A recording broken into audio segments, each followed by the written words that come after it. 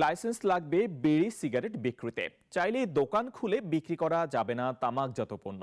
করলে গুনতে হবে 50,000 টাকা জরিমানা। এমন বেশ কিছু সংযোজন নিয়ে সংশোধন হচ্ছে তামাক নিয়ন্ত্রণ আইন। খুচরা বিক্রেতারা বলছেন, লাইসেন্স নিতে জটিলতা হলে ব্যবসা গুটিয়ে পথে বসতে হবে। আনোয়ার হোসেনের রিপোর্ট। বিধিমালা অনুসারে দোকানদার চাইলে অনুমতি ছাড়াই বিক্রি করতে পারেন তামাক ও তামাকজাত দ্রব্য। এবার সেই সুযোগ বন্ধ হচ্ছে। সংশোধন হচ্ছে তামাক নিয়ন্ত্রণ আইন। নতুন বিধিতে চাইলে যে কেউ তামাকজাত পণ্য বিক্রি করতে পারবে না। নিতে হবে লাইসেন্স, নইলে গুনতে হবে 50,000 টাকা জরিমানা। শিক্ষা প্রতিষ্ঠান, হাসপাতাল, শিশুদের বিনোদন কেন্দ্র ইত্যাদি প্রতিষ্ঠানের 100 মিটারের মধ্যে তামাক বিক্রয় নিষিদ্ধ করার প্রস্তাব রাখা হয়েছে। তাছাড়া লাইসেন্স ব্যতীত এবং ফেরি করে বা ভ্রাম্যমাণ দোকানে তামাক বিক্রি নিষিদ্ধ করার প্রস্তাব করা হয়েছে।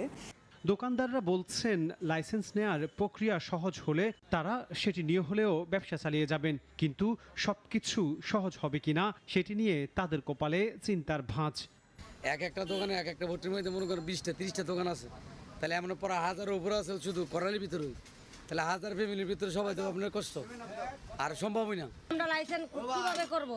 কারণ আমার কাছে কি টাকা আছে? যারা বড় লোক আছে তাদেরই তো সুবিধা দিতেছে সরকার, গরিবের কি সুবিধা দিতেছে?